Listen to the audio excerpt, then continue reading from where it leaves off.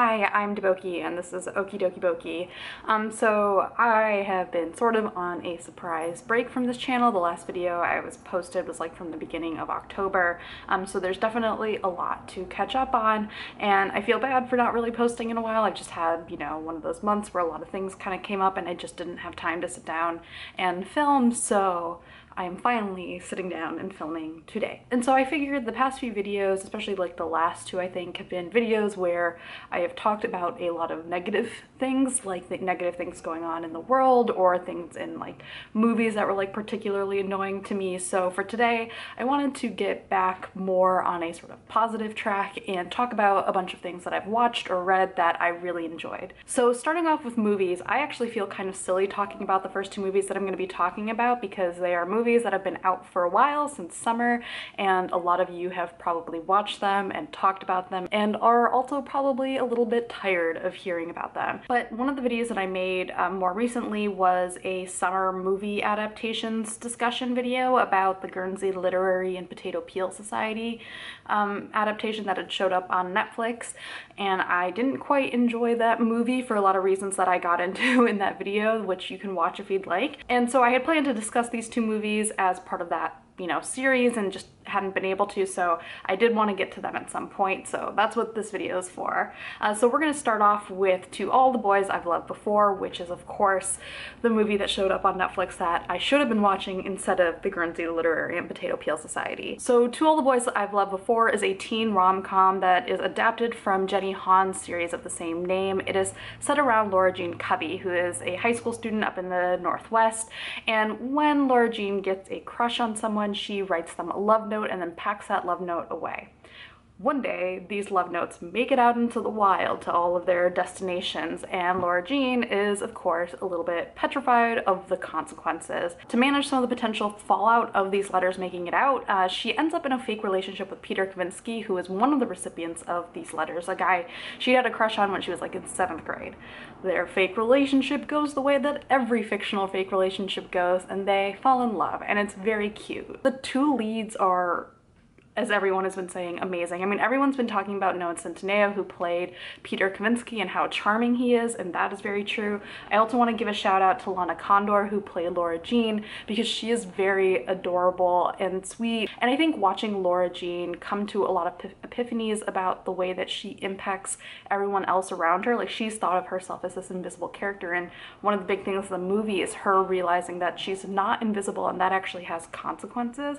I love seeing the way that Lana Condor brought that to life, so I am rooting for her to get roles and everything. One thing that was interesting to me is I don't think I've watched a teen rom-com in a while, like not since the ones that came out when I was a teenager. So one of the things that kind of stood out to me is how this movie definitely felt like the product of that whole generation of teen rom-coms that came out when I was younger. Like there's a lot of things plot-wise, like the fake relationship, the relationships between the sisters and their dad, like a lot of those were reminiscent of 10 Things I Hate About You and like a whole bunch of other movies. So like there's clearly, like, the movie knows where it is genre-wise, but it also didn't engage in a lot of kind of the cliches and tropes that those movies did as well. There's no like nerd to hot chick makeover. The plot doesn't build to some like climactic spring dance. That was very strange because I feel like every high school movie I watched growing up builds to like the prom or some other dance. Even the idea of like the mean girl and the jock, like they're not like entirely deconstructed, but I feel like the movie doesn't trade as much in those ideas as a lot of the high school movies that I grew up with did. One of the things I'm curious about is how much of that shift is because this movie is an adaptation of a YA novel. I think my theory, very loosely held, is that we had all of these rom-coms that came out like a decade or 2 decades ago, and that inspired a lot of the writers who moved into YA over the past decade since then, where because they're writing a book, that's, you know, based on teenagers and their lives. You know, it's informed a lot by the pop culture that those writers grew up in, so it's inspired by those teen rom-coms. But because they're also a book, there's a lot more room for experimentation because you don't have the same financial kind of decisions being made the way that you do with movies. And now we're like moving into this phase where a lot of movies are adaptations of books and comics and stuff that have like an established fan base. Like that's part of the calculus that goes into deciding what's getting made. And so we have this like weird kind of cycle going on where it's like these movies that came out like were like the high school movies of yore inspired the YA novels of the past decade, and now the movies that are now coming out that are based on those novels are reflecting the changes that have maybe been made since the original high school inspiration.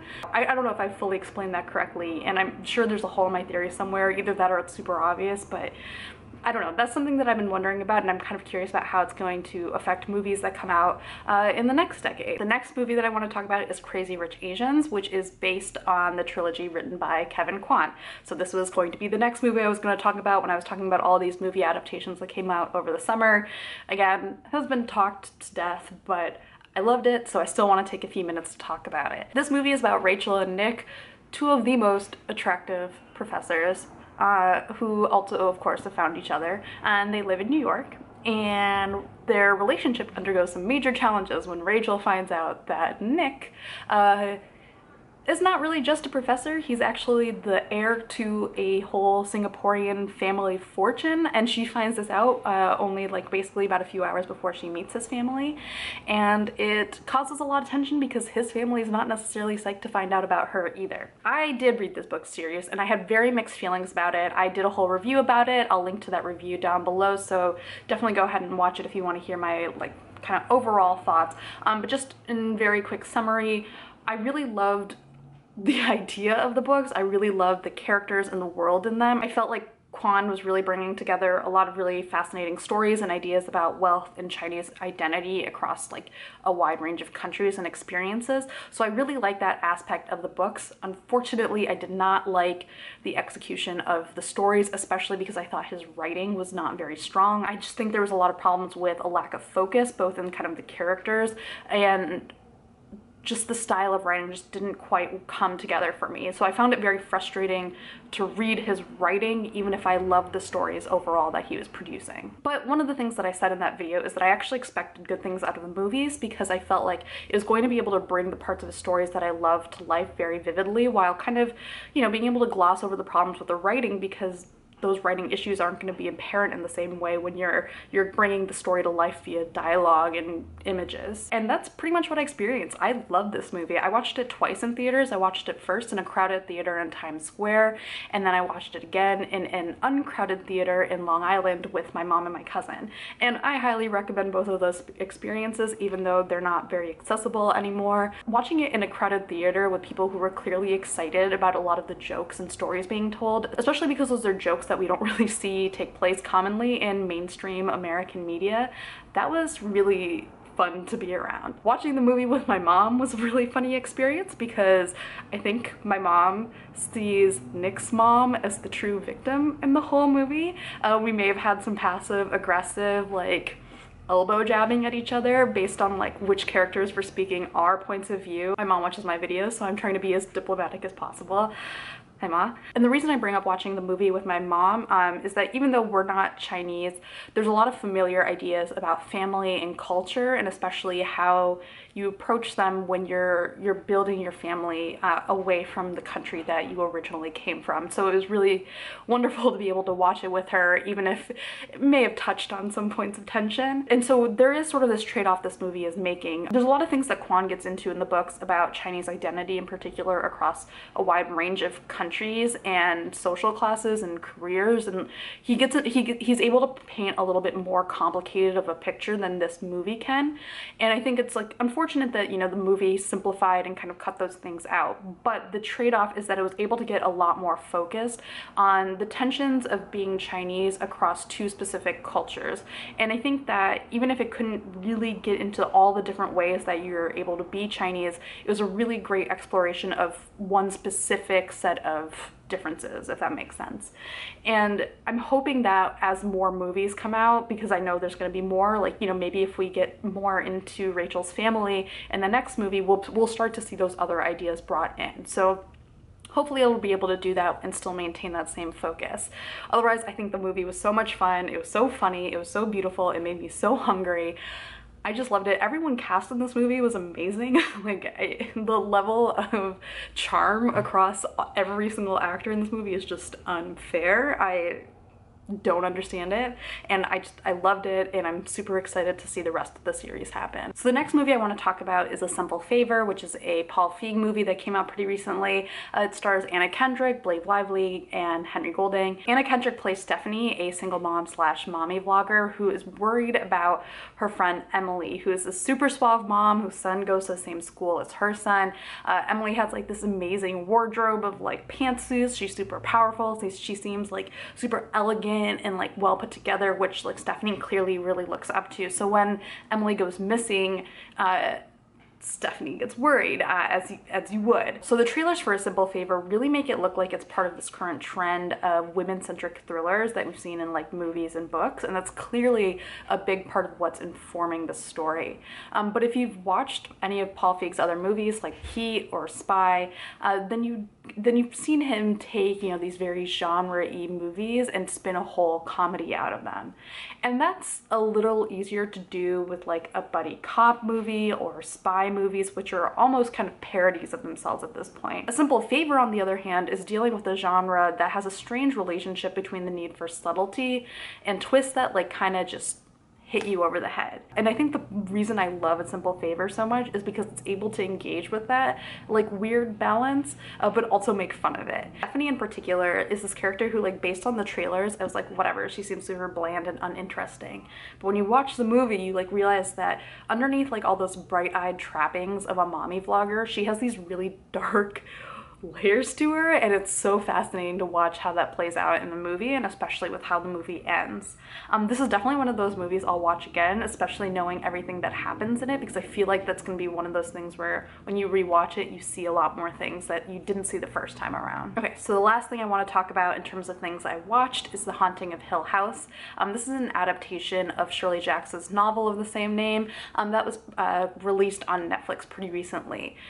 And I'm terrified of everything. I'm in that group of people who reads the Wikipedia entries for like every horror movie that comes out, and that's how I base all my opinions on horror. I love gothic fiction, but anything that's meant to scare you, I will get scared and like not be able to sleep, and it's not good. I decided to give The Haunting of Hill House a chance, and I figured the best way to prepare myself for that was going to be by watching it in broad daylight on a train ride. You know, like, I'm not in a house where all the scary things are happening.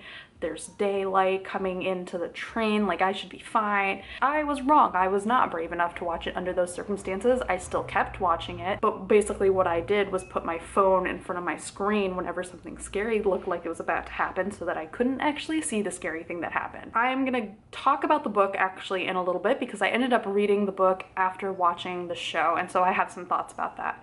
The first thing to know if you have read the book is that The Haunting of Hill House is not a direct adaptation of the book, it's more like inspired by it. The Netflix version is based around the Crane family, which is a family with 5 kids, which is a lot of kids. They all move into Hill House like in the 90s, basically to flip it. And their whole plan is, you know, they're just gonna buy it, renovate it, sell it for a bunch of money, go make their forever house. What they don't take into account are ghosts, and ghosts that drive you crazy. So basically, they live in the house, get haunted the fuck out of, a very traumatic thing happens, and they all leave except for the mother. And something traumatic has happened to this family that has torn them apart, and decades later we basically are with them again, watching them kind of deal with the climax of that trauma as it hits them all at once again. And you're just watching them piece together the things that have happened in that house, what they believe, what they don't believe, what they understand about themselves. based on those hauntings that they might not even completely understand. What I will say, if you again are like me and are someone who's freaked out by a lot of things, I thought the first half of this show was scarier than the second half, because the first half engages in a lot of ambiguity as it's building up the mystery of the house and what's happened to the kids. In the second half, as it starts to explain things to you, I think it starts to over-explain things. So while there are definitely moments that will still make you jump, it's not as scary as the first half. So if you are like me, power through the first half of the season, because what you'll really get invested in, I think, at least in my case, this is what happened. I got really invested in the family dynamics, especially as they're dealing with something so heavy and you're watching them try to figure that out with each other. I don't think the mysteries of the house are really that mysterious, though there is one twist in the middle of the season that, to me at least, was legitimately surprising. But I think what makes the show worth watching are the characters, especially the younger three siblings, Theo, Nell, and Luke. They're my favorite characters on the show by far, and those are the characters that are actually the most directly inspired by characters in the book. The older two siblings, Shirley and Steve, are not directly connected to any characters in the book, and I think that kind of shows in sort of the aimlessness of their stories. They're kind of just drippy, but I think this is also a case where the cast together works really well, so that you're really just drawn into the whole family dynamics. The ending is not great. I'm not going to get into why, because I don't know how to talk about it, but like, if you're interested in those thoughts, I think the pop culture happy hour discussion on The Haunting of Hill House kind of summarizes everything very well about what's wrong with that ending and why it just doesn't work for me.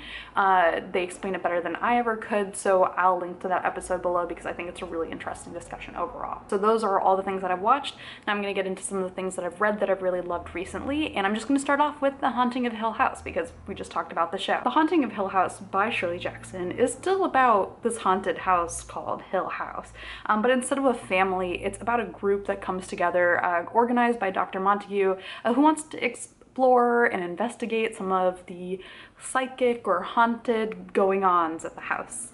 The book is primarily told through the point of view of Eleanor Vance, who is a young woman who has been taking care of her family. She's been pretty sheltered by them. Over the course of her story, we see Eleanor's repressed and isolated nature become warped and twisted by events in the house. And the book keeps this really frightening ambiguity between what's Eleanor's imagination and what's real. Like, what is she really responding to, and how much of it is inside of her head. It's interesting because, I mean, if you grew up in the US at least, you've almost definitely read The Lottery, her short story, which also, like, it starts from a very like, haha, whatever's, you know, there's nothing wrong kind of place. The dread builds very slowly and you're not quite sure what you're dreading yet, but you just know that there's something that's going to happen.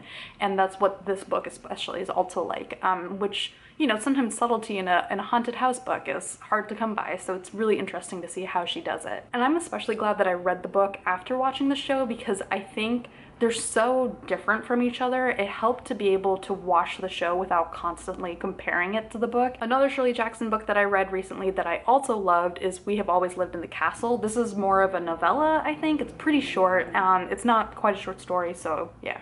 Novella, I think. This book is especially perfect for all of you who like the idea of scary things but don't want to be scared. So again, if you're like me and you can't watch a scary movie without first reading about it on Wikipedia, I highly recommend this book. We've Always Lived in the Castle is about Mary Cat and Connie, who are two sisters who live together in a grand old house with their uncle after the deaths of the rest of their family. Their lives get upended when one of their cousins comes to live with them, but that's honestly just a thing that I think people say to describe the plot so that it seems simple, but the book is actually kind of much more complicated and hard to describe than that. I think Jackson's just the queen of using like subtlety and blank spaces to keep you guessing, to keep you constantly on edge as you're trying to figure out what it is you're actually reading. I didn't fully realize what this book was about until the last few pages, and it's weird to talk about that as a good thing because usually you want to know what you're reading, but like there's something about the way that this book just keeps you constantly wanting to figure out what it actually is that I just really loved, because once it all came together, I was just like, damn, this book is amazing.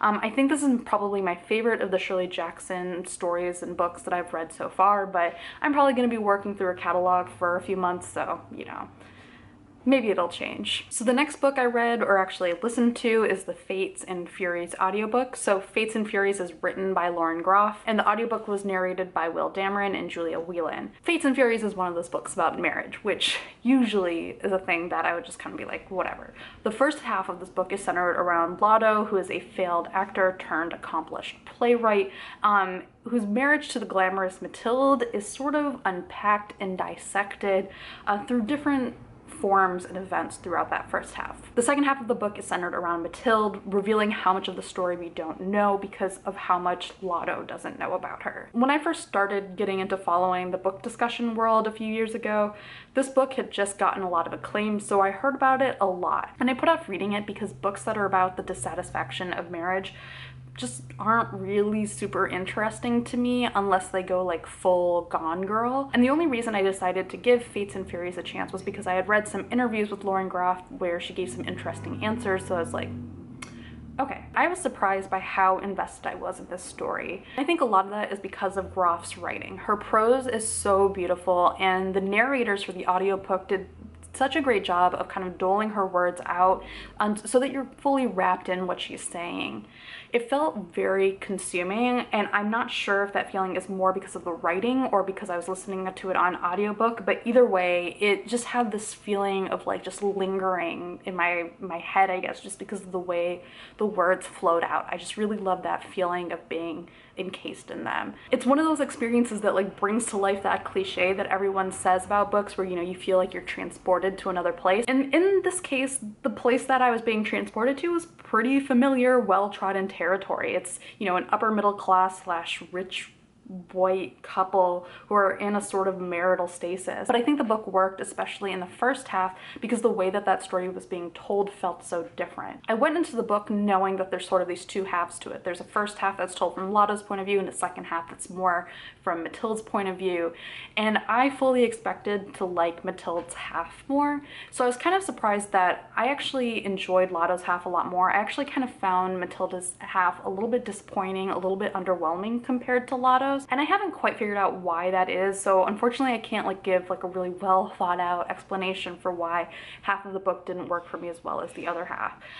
But either way, I still really enjoyed the book overall, and it's definitely made me want to read more of Groff's writing in the future. So the last thing I'm going to be talking about for today's video is Alyssa Cole's The Loyal League series. This is a romance series set during the Civil War. It follows the Loyal League, which is a bunch of spies who are spying on behalf of the Union. The first book in the series is An Extraordinary Union, which is about Ellie Burns, a former slave who returns to the South to spy for the Union. While she's there, she meets Malcolm McCall, a Pinkerton detective who is also there to do some spying. The second book is called A Hope Divided, which is about Marley Lynch, who is the daughter of a former slave and the son of the family that had enslaved her. Marley now lives in the house that belongs to her father's family, and her already incredibly fraught life there becomes more dangerous and tense when a Confederate troop decides to use it as a base. The hero of A Hope Divided is Ewan McCall, who is a captured Union soldier who's since escaped, and Marley is now hiding him in her sanctuary, basically, which again becomes even more dangerous when the Confederate troops come in. I think Alyssa Cole is going to go down as like one of the most versatile romance writers. She writes a lot across so many genres. She has like contemporary, apocalyptic, she has historicals that are across like so many different time frames, and her casts are also so diverse, both in race and sexuality. So I just think her books show so much of the potential in romance that people don't fully recognize, and I hope she's really like paving the way for people to understand that people of color have existed and fallen in love across many times, both real and imaginary. The Loyal League is probably my favorite of her series so far. I think it must have been so challenging to take on slavery and the Civil War as a setting where you're also trying to wrap in happy endings. But Cole is so clearly ready for that challenge and like just has fully dived into it with really amazing research into the kinds of characters that would have existed in this time. There are some romance novels that are getting adapted into movies, or like there's discussions about them getting adapted into movies. I'm gonna suggest that the Loyal League series should absolutely be made, if not into a movie, even better would be a TV show, because this is a story that I would love to see brought to life. Just like seeing all the elements of the Civil War and the fight that's being kind of undertaken by so many different people to get rid of slavery in this context, in this war context. The series has romance and intrigue and racist slave owners getting their comeuppance. I don't know what else you could possibly want. But yeah, thank you guys for watching. Thanks for your patience with me being gone and then coming back. I'm excited to get back into making videos, and yeah, bye.